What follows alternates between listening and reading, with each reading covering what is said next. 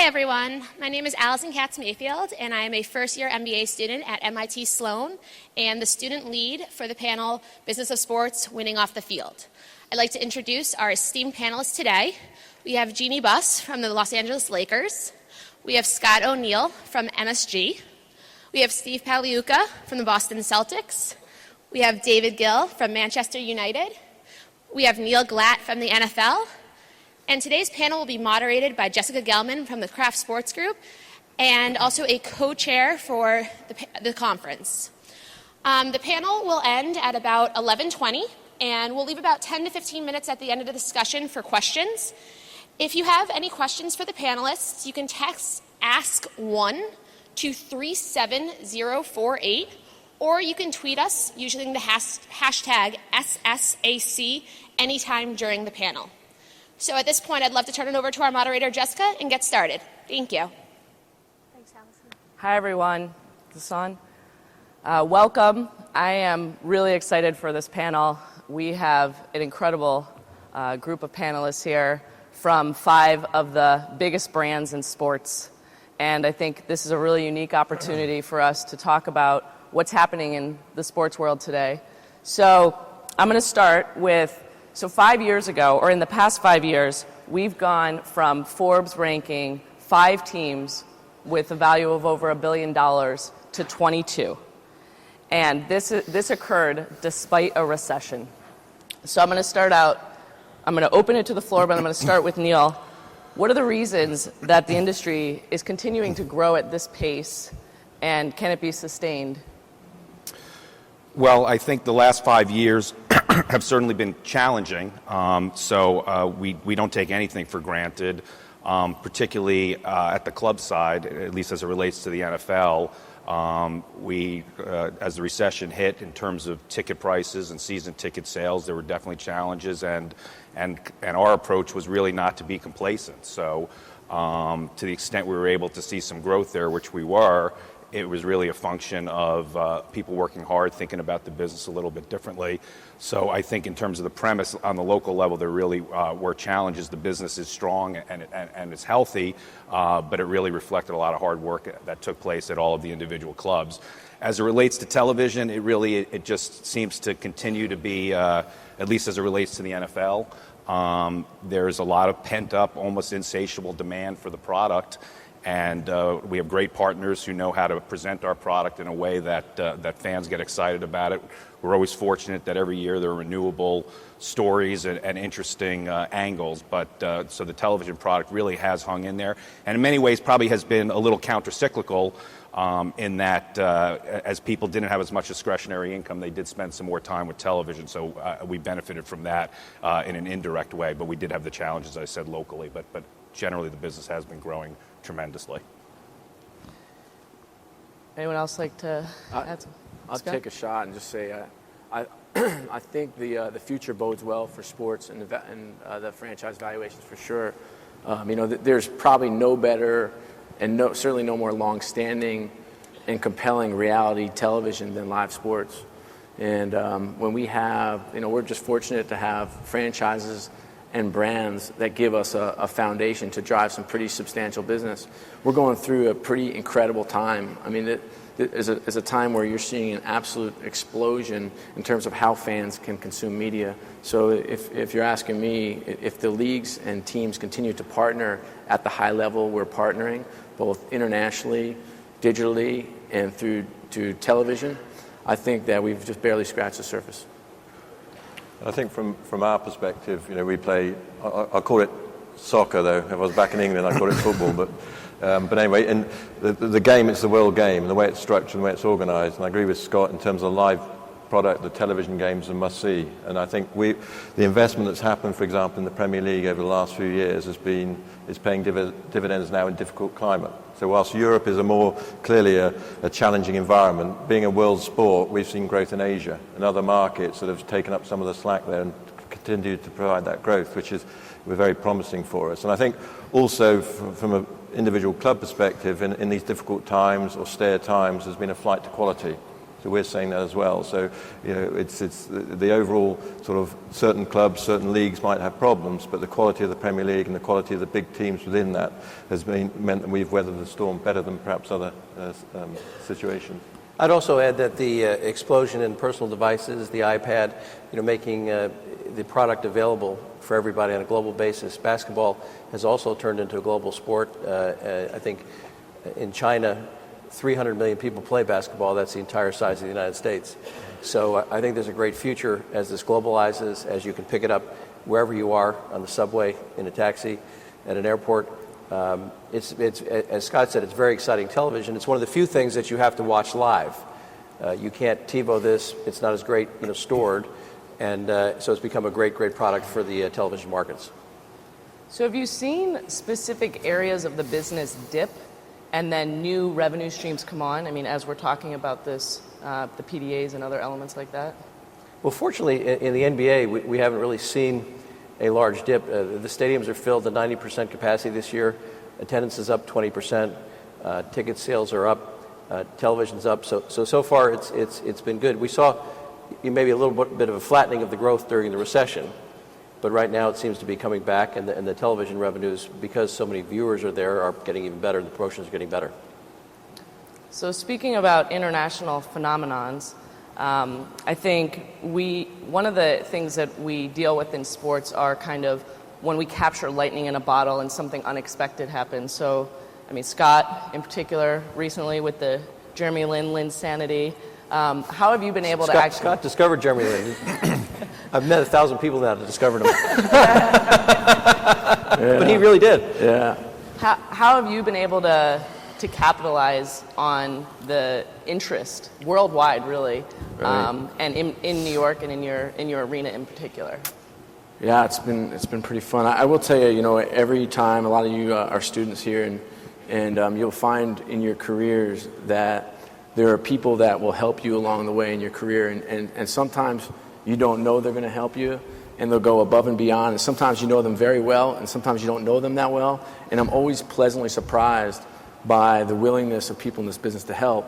And for me personally, there's one guy I wanted to thank. He's actually sitting over there, and his name is Daryl Morey, and he's the guy who released Jeremy Lin. So I just wanted to give him this Lin autograph picture jersey here. I thought he'd really appreciate it. I need a hug. Come up here. One hug. Come on. I love this man right here. Come here. Thank you very much. Like I said, you never know when people are going to help you in your life. Thank you, Darryl. That was very spontaneous. You had the jersey with you. I have three more in my suitcase. That's true. You never know. You really never know. So Linsanity, it's every metric that we have is through the roof. Our merch sales are up 70%. After 4 games with him, 35% of our total merch business was Lin stuff. We've added 50 items overnight. Our ticket sales, we sell out all of our games, so it was more kind of a spill off into the secondary market where other people made most of the money. Our TV ratings are the highest in MSG network history, which is just, it's almost outrageous. We're doing about 4 times what we did last year. Our web traffic is up 750%. Our video views up 2,000%. It's you can't even imagine. In terms of how you capitalize in the short term, there's not much. I mean, we're not in the merchandise business. We're in the ticket sales, sponsorship, and suites business, and we do TV deals and we do arena deals, but that's the business. The merch stuff is fun, and we'll make a few more dollars. Our per caps are up 20% or so, which is nice. But it's not really the business. The where we think we can capitalize is in Asia and doing some big sponsorship deals. So we're on our way over next couple weeks. So we'll make 3 trips. Jeremy's going over with Nike in the summer, and we'll hop along on that trip as well.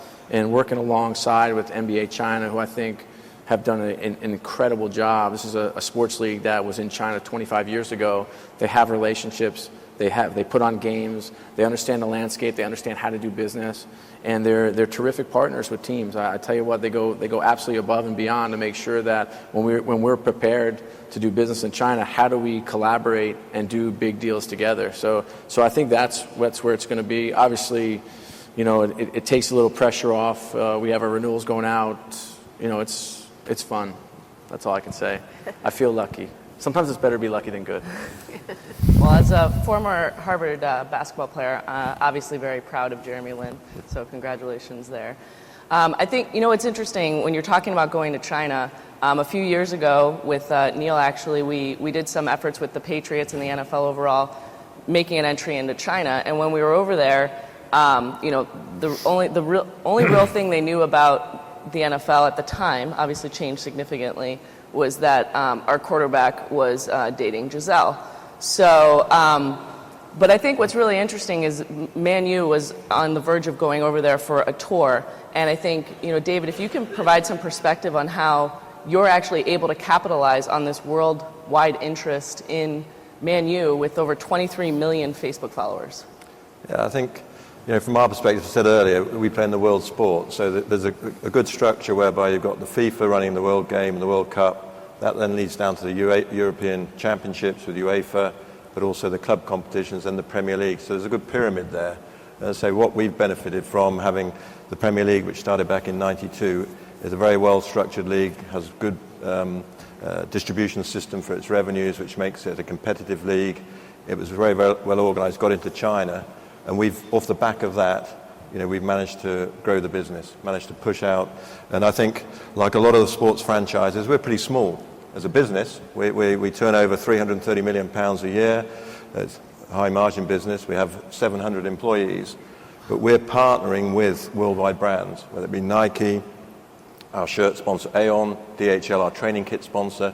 And what we can do is sort of work with them to achieve their objectives in those territories, those markets, achieve our objectives, and that's what we're doing to go forward. So I think the very fact that all of our games are shown live over there, and all the sort of the following for the sport is only getting bigger, as we just talked about, and we can capitalize on that and make it sort of available.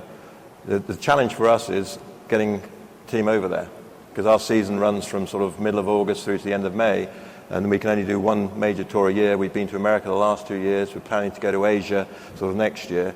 So what we've tried to do is make ourselves available, yes, through the Premier League, yes, through sponsors, but also through having individual mobile deals in certain territories, providing content that way. So it's a real opportunity, but it's a challenge to be front of mind in all of these territories. And that's what we're looking forward to sort of going forward with.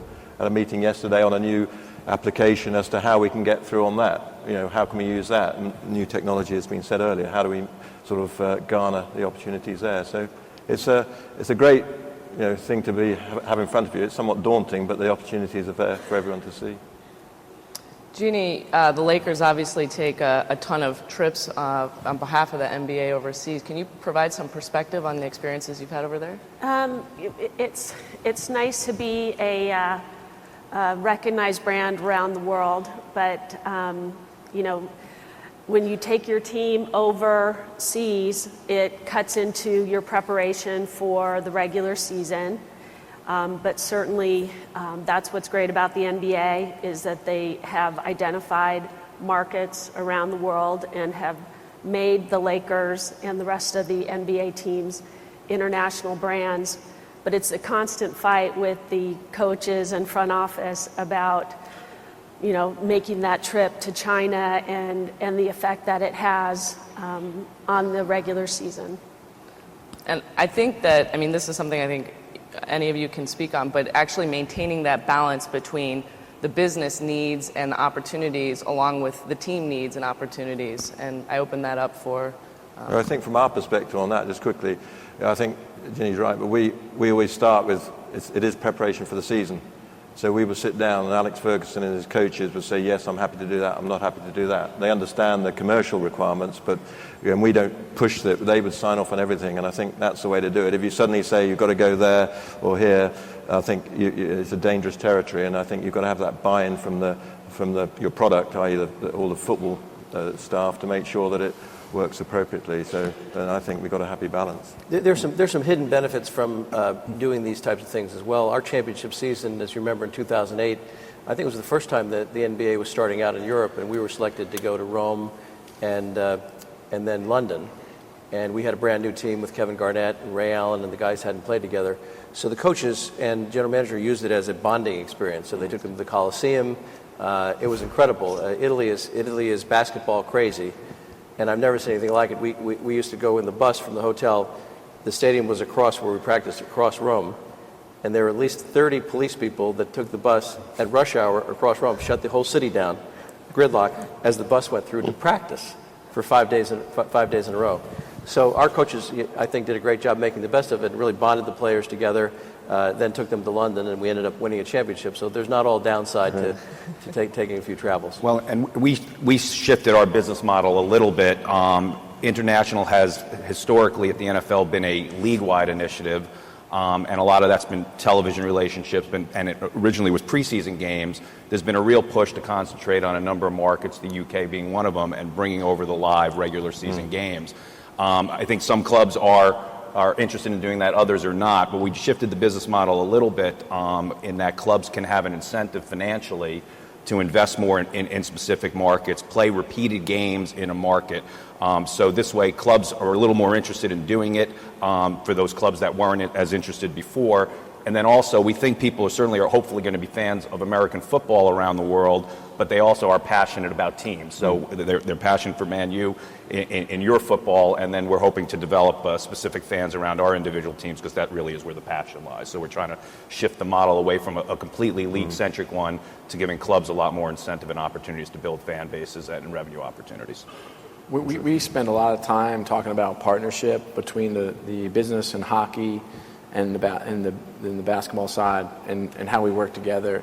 And it's funny because if you were a coach or a GM, in a perfect world, you want no distractions, no appearances, no partners, no fans. You don't want any. I mean, in a perfect world, right? You know, the good news is about our situation, and I'm sure the successful franchises sitting up here, is that these guys are smart. You know, the folks we work with, Glenn Sather and Glenn Grunwald, the two guys who run the operations, and our coaches, John Tortorella on the First Place Rangers side, and Mike D'Antoni for the Knicks.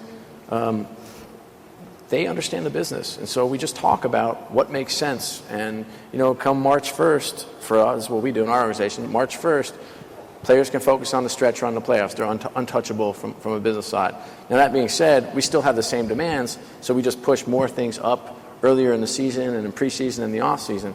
But we have real conversations, and if there's an issue, we pick up the phone or we go see each other and we have a conversation. I think it's like, I think sometimes you forget when you get in these businesses and all the glitz and the bright lights, the fact that this is people working with people. And I think we've been really fortunate in New York to have terrific people that understand that together, if we can generate additional revenue, we'll have a little more flexibility on the player side. This is how life and business works. So we're talking about balance, and one of the biggest opportunities and challenges, obviously media is critical, and having those relationships is so critical. But at the same time, with so many people being able to consume the game, not in the stadium, is this really good for the game always? And how, in particular, are you guys approaching improving the in-game experience to keep fans coming to the stadiums or to the arenas? At the Celtics, we bought the Celtics 10 years ago, and they had kind of a grainy, small jumbotron at the stadium, and not a lot of fan amenities, not a lot of connections with the fans. So we worked with very successfully with the Bruins to help fund state-of-the-art at the time, large jumbotron, and that's become a centerpiece of the experience. We have families coming. Everybody likes their 15 seconds of fame. We drop parachutes from the ceiling. So there's always something going on in the game. It's interesting. The Celtics, for the first, I think, 30-something years of their history, we were the only team out of the 30 teams that didn't have cheerleaders. That's right. And, Brad. And when we bought the team, Wick and I, the first thing we did is we went to Washington, D.C. to meet Red Auerbach on the second day. And we said, "Do you have any advice, Red?" And he said, "Draft instigators, not retaliators, and never have any cheerleaders." That's because the Lakers were first. We had them first. That's why. And Red, so it took 5 years. So we had a plan in our briefcases about having cheerleaders. So we quickly shelved that, and we told Red that we'd have kind of athletic people come in. And so we had men and women that were throwing T-shirts in the stands, dressed in sweatpants. And finally, after the 4th year, we saw Red, and we said, Red, we'd really like to have cheerleaders. We're the only team that doesn't have cheerleaders. We'd like to have cheerleaders. And he said, well, why do you want to have cheerleaders? We said, well, because we've got a sponsorship from Mohegan Sun for $500,000, and we can get better players. So he looked up and he said, that's a no-brainer. So today, I think we now have the best cheerleading squad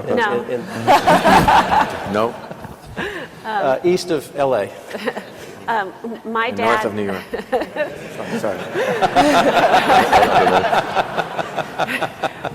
My dad bought the Los Angeles Lakers 32 years ago. Excuse me. And in the early 80s, he made the decision to start a cable channel to show the Laker games on this new distribution cable. And I was panicked, and I said, Dad, if you televise all our games, nobody's going to buy tickets anymore, and it's going to ruin the business. I mean, I was 20 years old. What did I know? But he said, no, Jeannie, you've got to look at it. We're going to expand our fan base because only 17,000 people get to go to a game, and this way we can have more and more fans because they'll become engaged with the team if they can see every game. And of course, he's the visionary that I've learned hopefully some things from. And now we're in a position where we are launching with Time Warner, a new Laker channel. And not only are we starting one channel, it's actually 2 channels because there will be a Spanish language with separate content, not just voiceover content for the Spanish-speaking audience. So I think that the expanding of media rights is not going to hurt the in-game effect, but actually expand it. Yeah, I think that's right. I think before the Premier League was set up, there was concern about what would the impact be on the stadia, etc., and attendances as a result of having many more live games. And as Jeannie said, what's happened is it's more people are interested in it. And I think from our perspective, television has been a great fuel for our growth, etc. But at the same time, the live game is better than the television game. And so we've invested heavily in our ground, as a lot of Premier League teams have, and it's effectively been completely rebuilt in the last 20 years, notwithstanding the fact we moved there in 1910. And then, so the product's got to be right for television. You want to sell out crowds, so you've got to get the pricing right. You've got to make sure that people still come, it's still economic, etc. So that's what we aim to do. So I think and the other thing the English League does, or the Premier League does, although all our games can be shown overseas, out of our 38 league games, only 26 can be shown live in the UK. So they limit it that way. But overall, I think you work together and make sure that the product is right. And the Premier League has attendances which are in excess of 90% of capacity, and that makes for a good television product, and that's what we need. I'd say our fans have this insatiable, we kind of bifurcate the strategy. Our fans have this insatiable need for content, whether, doesn't matter where they're seeing it or consuming it. We just want to make sure that we have behind the scenes, you can't find this type content. I remember even our network, I've only been at the Garden for 3 years, but I remember the network, they had this great post-game show, and I said to him, it's great, I love it. I said, but as a fan, I said, I'm a big consumer. I watch everything, I read everything, I'm online. Anything you have, I watch. I said, do you stick a camera in the locker room and show me the coach's press conference and show me the players getting interviewed? I'm happy as a fan. Then you have somebody, and I will tell you, we just want to get inside and be back of house. So anything we can get in terms of content, we can't get enough of it out there fast enough. In terms of the in-arena, I will tell you, I was in, I think both of these guys put on incredible shows, by the way. I've been to their arenas, and I love the experience. But I was down in Miami for the Knicks-Miami game right before the All-Star game, the NBA All-Star game in Orlando. And we because when we go to games, we always kind of go in back of house. We never really enter the way everyone else enters. And I was walking through, and I had this huge smile on my face. And this guy I work with was traveling with me, and he says, I can't believe you. I said, what? I couldn't be happier. He said, I thought it was an act when I first met you. And I said, what do you mean? He said, you're really happy. Like, you really love this. I go, yeah, I can't get enough of this. I am like walking around looking at the band that they have about to play, and the dance team walks by, and the mascot with his head off, and all the media scurrying around. And I thought, man, it is really nice to have this job. But you have to watch out for that flame in Miami. It almost burned my face. It have big eyebrows too. That's not anymore. Right? They were a lot shoot bigger. a big flame before they were a lot bigger. But I think we have this incredible live experience, and some of the most incredible time is you walk on the court and watch shoot around 2 hours before the game, and there's peace and comfort.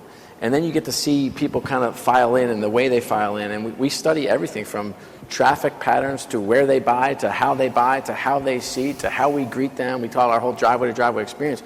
We spend an ungodly amount of resources, time, and energy making sure that when people come, it's a phenomenal experience and they'll come back. There are a lot of other choices out there. There are. And it's not just sitting at home and watching TV. They can go to other arenas. We have 3 in our market. They can go to the movies. You can go out to dinner. Like, there's so many other opportunities. So we cherish our time. And, we're more reasonably priced than these two, but it's still expensive to come to a damn game. That's after you pay the taxes in New York. So the interesting thing is this interconnectivity with Twitter, Facebook, the connection with the fans and the players, and even the players are aware of it now, sometimes good, sometimes bad on Twitter, has increased interest, as well as watching it on television. Dr. Buss was a visionary and got it on television. Now it's exploding into constant contact, and I think the players realize it's good for the league and good for them, and everyone's having a greater experience getting behind the scenes and seeing all the things that, bring them in, seeing all the things that we see and take for granted. It's true. Well, I'm only here because I'm hoping I get, 2,000 more followers, on my Twitter. But it has become an experience, and I usually don't travel with the team during the playoffs. And so I hang out with my Twitter family, and we talk about the game, and they crack me up. And, it's if the Lakers are behind, it's like the sky is falling, and then we win a game, and it's love again. So I do think that Twitter has added that extra element for the fans to connect to the team, to the players, to the front office, and it's important to listen to those voices.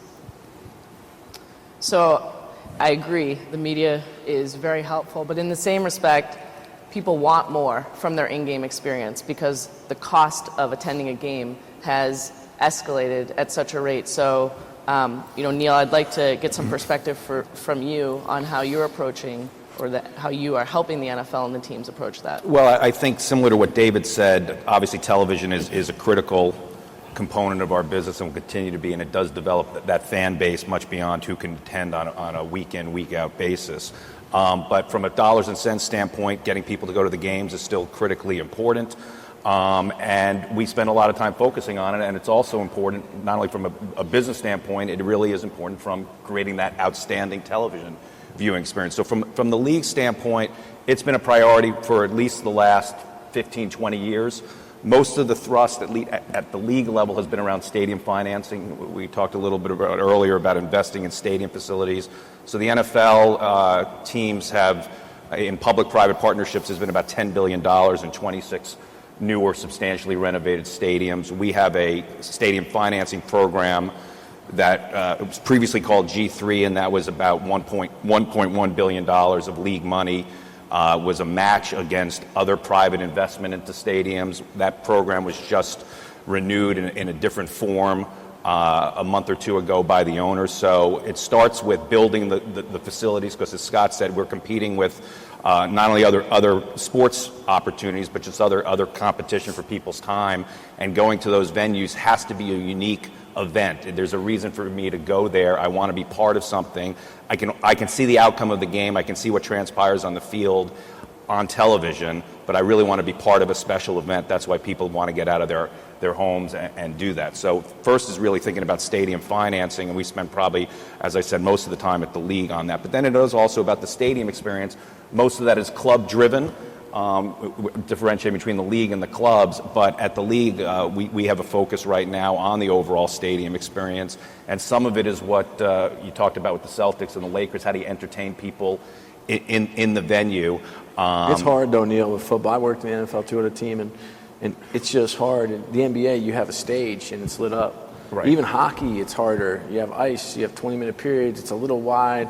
Football, just the nature of the game, it's the perfect television sport. It's crafted perfectly for television. And it has pauses, so the commentators can come in. Yeah. So it obviously does work well on television.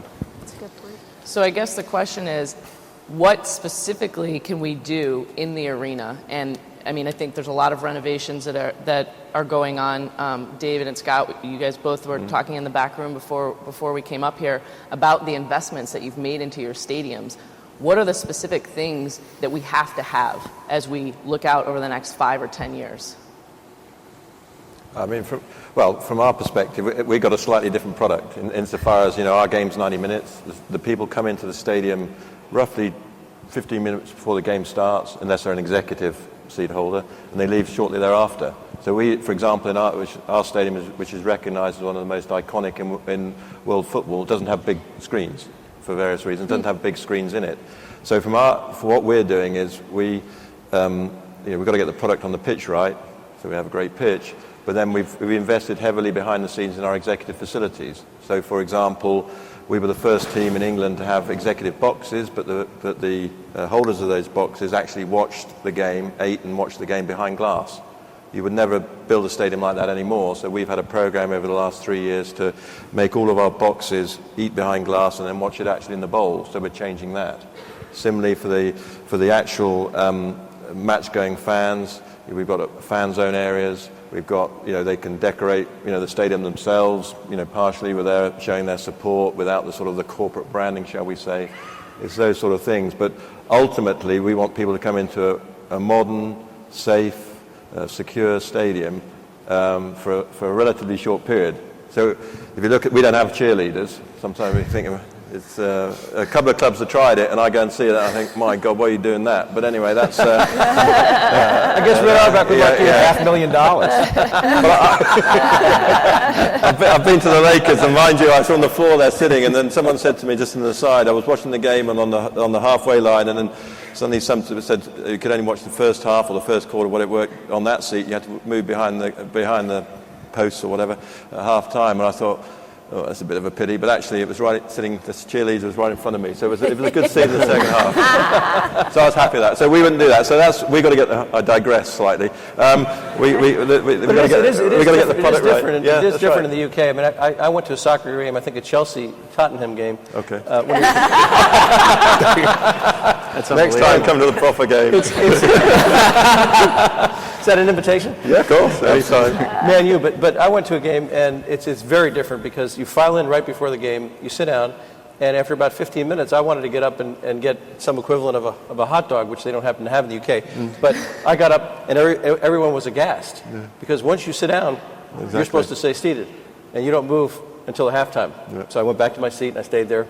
Then you're allowed to file out for halftime, but then you have to get back. Everybody gets back before the half starts. There's not one empty seat when the half starts. In the United States, people come in, they come out, they get a hot dog. It's a whole different kind of thing. Jeannie? Something that's unique for us in Los Angeles is Hollywood and the celebrity factor. And, my dad pointed out to me a long time ago that when you live in Los Angeles and you have friends from out of town, they say, I'm coming to visit, I want to see two things. I want to see the beach, and I want to see a real-life celebrity. And there's really only one place where you know that if you take them, they're guaranteed to see a celebrity, and that's a Lakers game.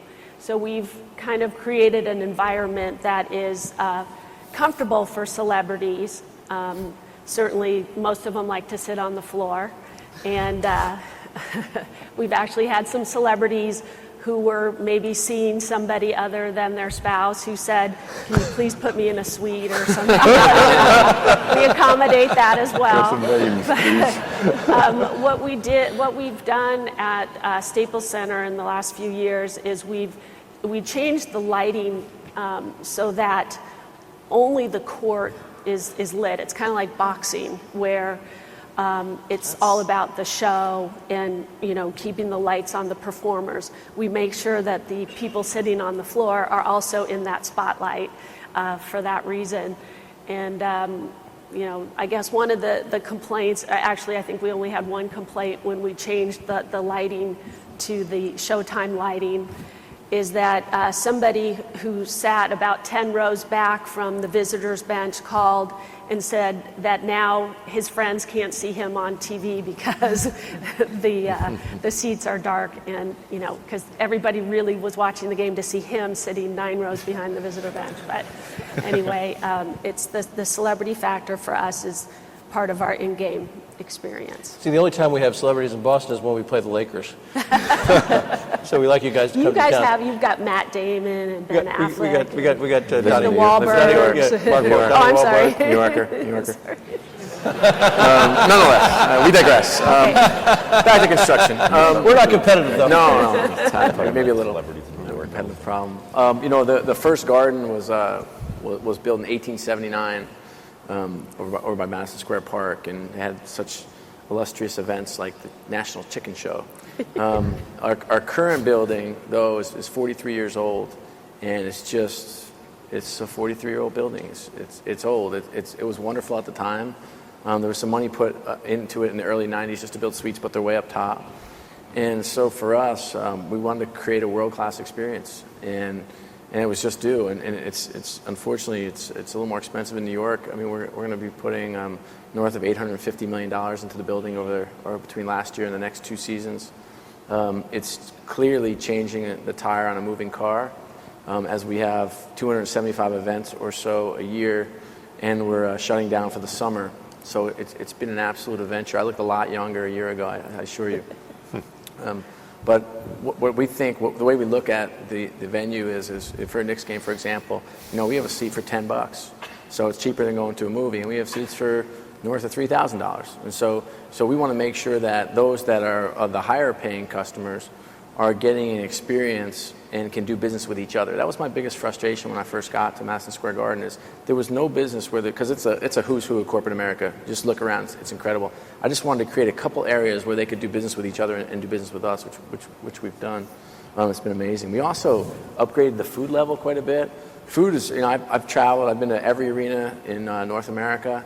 I've eaten a lot of chicken fingers is my thing, not hot dogs, but nonetheless, eaten a lot of chicken fingers. And what we did was we created a partnership with some of the top chefs. So you're eating healthy, that's good. Yeah. So I eat healthier now. So we created a relationship with the top chefs in New York, and they created signature dishes for us. So, Jean-Georges or Drew Neapolitan or Carmelini, they've all created these incredible dishes. And you can come now to the garden and get a shrimp and lobster roll for a mere $20. And I will tell you, it's incredible. It's gourmet food. And, with the types of folks that are coming to our games, it's not the money. It's about, can you get me better quality? And so we have incredible, dishes from Nobu at our place. It's just absolutely we're trying to revolutionize and change the experience of what it means to come and experience sports and entertainment in New York City. So I'm going to change the focus a little bit and talk about, we have representatives from, in this case, 4 leagues. And so I'm going to ask the question, if you had to start a league from scratch, what revenue sharing structure would you design? How would it be different than maybe what you're currently operating under? Or what are things about the current one that we you like the to? Premiership model, Jeannie and I. I'm not touching that one. So, David, maybe you could provide some a new system for it. In your model, if you don't win, you can be bumped down, right? Is that true? I mean, I think that's a terrifying thought. It is, and it's. I won't name them, but apparently some owners took over a Premier League club and apparently didn't realise that. So I'm not quite sure what their due diligence was like, but it clearly wasn't that good. But that's the concept. One of the concepts of English sport is that you can aspire to it. There is relegation, so 20 teams start in the Premier League each season, 3 of whom will drop out at the end of the season, and 3 will come up from the division below. So over the time of the Premier League, 20 years, there's probably, I think there's 7 or 8 teams who've been in it for all of that duration. So there's been a number of other teams who've come in, come out, etc. So, but the model, the Premier League, I think is a very successful model. There's always an issue, the bigger clubs versus the smaller clubs versus the medium clubs, on how the revenues are divided. But the Premier League set up back in '92, as I said, and of the television money, the domestic television money, each gets half, it's split equally, 50% split equally, 25% is split based on how many times you're on television. So that 26 I said earlier, you get roughly £500,000 each time you're on television. And the final 25% is where you finish in the league. You finish bottom, you get 1 share, you finish top, you get 20 shares. So there's quite a sensible collective arrangement there. And then similarly, the overseas TV rights, which have actually been growing quite substantially over the last 20 years, they're divided equally amongst the teams. So what that means in total is that effectively the team at the bottom still does very well, and we think that creates a competitive league. And so we received £60 million last year by winning the Premier League. The team from television, the team that finished bottom got 40 million, so a ratio 1.5 to 1. And I think if you look at other leagues, the Spanish league in particular, where you've got 2 great teams, one of the best teams in the world at the moment, probably Barcelona and Real Madrid, they sell their TV rights themselves. So the ratio there is something like 12.5 to 1 in terms of what they get versus the bottom team. And what you're seeing over time is becoming a less competitive league. The difference, the question is not sort of can we win the league, it's can we finish third if you're not Real Madrid or Barcelona, because they will vie for the league every year. So we're very comfortable with that share. And what the league does, the league concentrates on selling those television rights. It also sells the title sponsorship, which is the Barclays Premier League, and then it sells the ball, because we all play with the same Nike ball, or they play with any ball. But the rest of the rights are left for the clubs to exploit, the clubs to manage. And we think that works very well, and it gets the right balance between having a strong collective, but also having the opportunities and the ideas for the clubs to be innovative, to invest and garner that income around the world. So that's how we would do it. But we would never get rid of a closed league, go to a closed league. I think that would never be acceptable in European football. Is that because there's hope for teams to move up? Yeah, and that's very much so. You've got, for example, Nottingham Forest, a very good team. Well, they were a very good team. They won the top European Cup twice in a row, 2 years in a row. They had a fantastic manager in Brian Clough. They're now towards the bottom of the second league, but they aspire to get it back up there. So that's how it works. And I think to have that aspiration, and what we do help, just very quickly, I've been going on, we do help when a team drops out of the Premier League. We have what are called parachute payments. So they don't go from the Premier League TV income to the Championship income straight away. There's a 4-year time frame over which they get help with money to make sure they can continue to operate, meet player contracts, etc. So that it's not such a falling off the cliff. It's a hill, but it's not a cliff, if you know what I mean. So that's what we try to make work. Wow. So that's a very different structure than we have here with the NBA and the NFL and the NHL. But one of the big challenges, of course, is that there's no salary cap. And so the players' costs are rising at such a particular rate. Is that No, it's just a statement. They are. It's an observation. They are. It takes kind of the questions from the Twitter and... Whilst they come in, yeah, it is right. The player, salary sort of probably going up 15% per year. So it's it's a real challenge for clubs. And how we manage that as our club is we have a goal whereby we say that no more than 50% of our total revenues must go in salaries, not only player salaries but coaching salaries, administrative salaries. And I think if we can maintain that sort of ratio between 40 and 50%, we can still compete for top players, can still buy players, give them appropriate contracts or re-sign players, but we still have enough money left to invest back in the business. So we have it's an unwritten cap as such, and that's how we operate. Well, in many ways, our model's not that different, at least as it relates to the revenue sharing aspect. 80% of NFL revenues are subject to sharing in one form or another. And with the salary cap that we have in place, essentially clubs are then in a position to cover their player costs with the nationally generated revenue. So that puts them in a pretty good position. Then they have an incentive. Do they want to invest in their stadiums? Do they want to invest in growing those revenues locally? They can then make those business decisions, those trade-offs. There is some league financial support, as I said, in terms of building the stadiums, but generally they are the entrepreneur who has an incentive to grow the business. So you've locked in an ability for every team to be competitive on the field, and then you haven't taken away all of the incentive for clubs to go out there and try and find additional dollars to try and create new creative fan offerings. So we think it struck a good balance. Have you fine-tuned it to the right percentage? I think we can always debate that, but generally I think it served us relatively well. All right, here's a question that came in via text. How has the increase in attention to fantasy sports changed or promoted attendance? And how are teams using the new interest to support the live product? I think fantasy sports is all about the interactivity, and again, it gets the fans closer to the players, having them spend more time with the league and with all the teams, and I think it's benefited us, certainly the Celtics enormously, because there's huge interest in the fantasy junkie right here. She plays a lot of fantasy sports. Well, I mean, I'm a fantasy football player, so I think it's been interesting to watch what it's done for football, and someone like me that I wasn't necessarily a fan, because we haven't had a team in Los Angeles for over 15 years, so fantasy has kind of given me my own teams to root for because of that. So I think everything that we can do to engage the fan is going to help build our business and brand.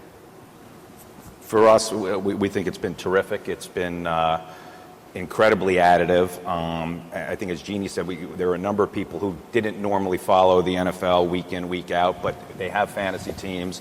There's a social connections with their coworkers and friends that gives them something to talk about, and there are people who are clearly tuning in, watching individual players who might not be as interested in the outcome of that game. And when we look at what's happened with our television ratings, and we've done that analysis, and we're always interested to see where are these new 3 million fans or the new 10 million people who are watching the Super Bowl coming from, and we think this is part of that equation. So clearly we promote it aggressively. Clearly our broadcast partners are interested because the spectators and the TV viewers are interested. The challenge with fantasy is trying to figure out, we obviously have some business models around tune-in, but how do you actually create business models that work around fantasy is something that people spend a lot of time on. So the popularity is there around fantasy, and I think there's a few dollars being made, but nothing relative to other aspects of the business, which is a challenge going forward, or an opportunity more likely than a challenge. Okay, this is one coming from I'm Your Ticket Guy on Twitter. It's directed toward you, Scott. What are your thoughts on teams going to dynamic ticket pricing to try to capitalize on phenomenon like Linsanity?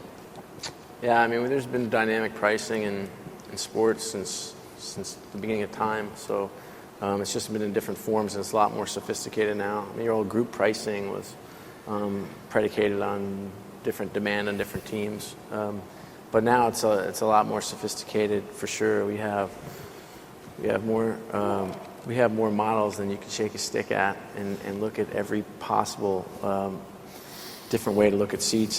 We've stolen from some great stuff the Celtics have done, where we haven't done it yet. We're contemplating. They priced their, I don't know if you still do, but they priced their aisle seats higher than their middle seat, which if you go to a lot of games, it's just a more desirable seat.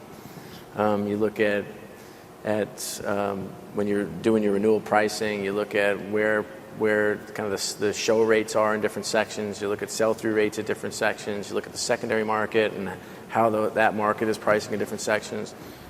It's really kind of changed the way we look at the business. For us, actually, for the three of us here, actually maybe the four of us, our season ticket bases are so big that it's not the financial windfall it might be for some other franchises.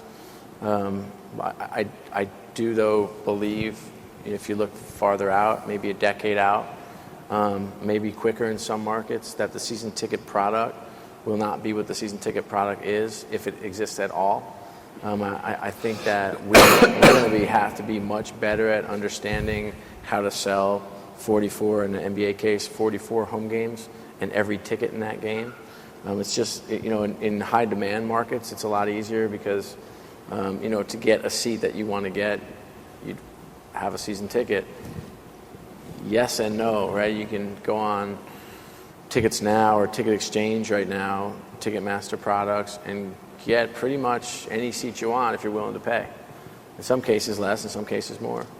And so the implication is not about dynamic pricing. The implication is what has the secondary market done to the core driver of the revenue of our business and how that's going to impact us 10 years from now. And what skills and abilities do you need to develop over this next decade so that we can continue to kind of perform at a high level. I think that's a better way I'd frame the issue. Okay, this one to David Gill from MikeBoard23, came in from Twitter. What does MLS need to do to become an internationally competitive league? It's quite interesting because as I say, we were here in 2011 and we were here in 2010 with our pre-season tours, and we saw changes even in those years in terms of the hotels we were staying at, the fans queuing up outside to meet the players, to get autographs, etc. I think the MLS is moving in the right direction insofar as soccer-specific stadia. We played in Kansas and not at the stadium. We played in the Royals, but they moved to a new stadium. We trained down in Philadelphia. So I think getting the product right there in terms of the experience and going to appropriately sized grounds is in the right direction. So that's the actual infrastructure. You've got to get the training right in terms of the academies, in terms of developing young players, getting them up through the system. That's also having appropriate coaches and making sure that you can develop the talent. And then, ultimately, in my opinion, the MLS will continue to grow, continue to improve, but the best players will gravitate to the bigger markets, to Europe. There's nothing wrong with that. They still continue to play with the US, but the big money in football is in Europe, whether it be the local leagues or the actual European-wide competitions. The salaries are there, etc. So I think that will happen. And as I say, it's no bad thing because you get more stars coming over there, go back and play for the national team and do that. But the MLS, it doesn't have promotion and relegation, which we talked about earlier in terms of what we have and those sort of things. So I think, I know we know the MLS well, we know some of the teams well. All the investments being made by Don Garber and his team are moving in the right direction, but it'll be and will continue to improve. But to say put it on a par with the Premier League or La Liga in Spain or the Bundesliga, it's not going to happen in my opinion. That's not to say it won't have a very vibrant, well-structured league, but it won't ever sort of be up there. Well, ever in my lifetime. Strong words. So, just a general question to all of you. Are teams or leagues, are they innovators or followers?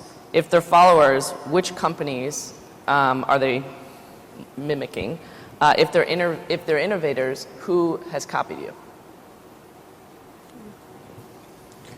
That's a philosophic, large question, but I would say certainly from the NBA specifically has been fantastic in terms of embracing technology, going global. David Stern has been way out ahead of the global trend back in China a long time ago, before basketball was even large there. So certainly the NBA has done a fantastic job helping us in terms of digital products. NBA television is up 30-40% this year. It's one of the cable networks. It's up the highest of all cable networks. The ability to be interactive.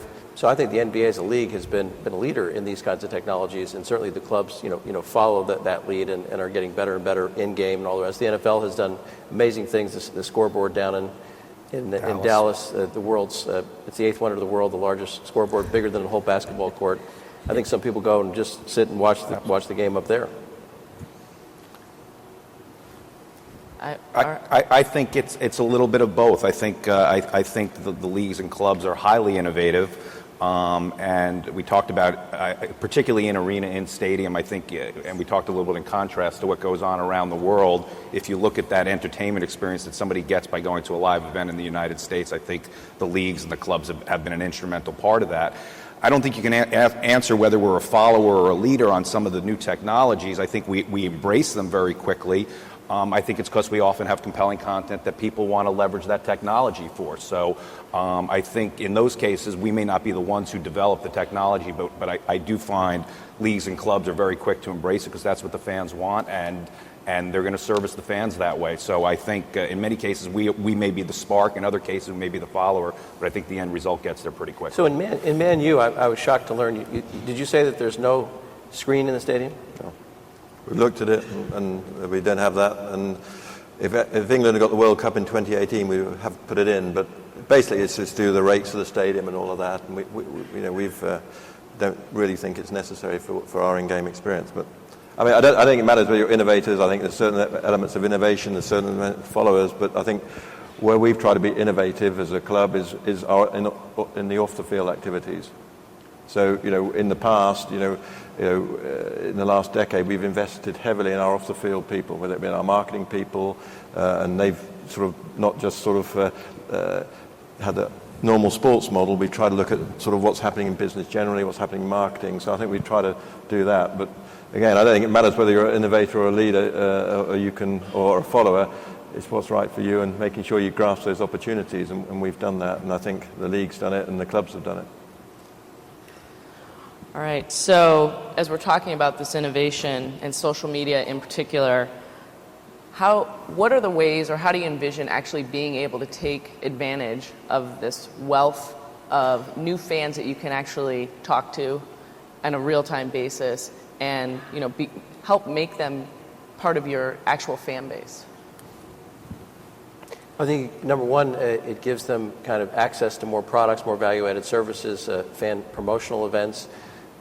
We've been very successful. Our management team has been fabulous under Wick Grossbeck at the Celtics, really linking the fans in on these promotions and what's happening on the inside. We have chalk talks. We have interactivity during the games.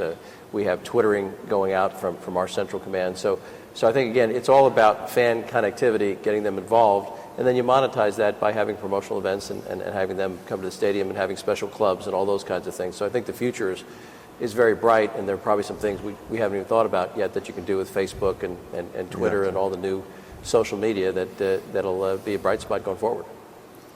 I'd just add that I just think, back when I was in school, feels like a century ago, they talked about this one-to-one relationship. Even back then.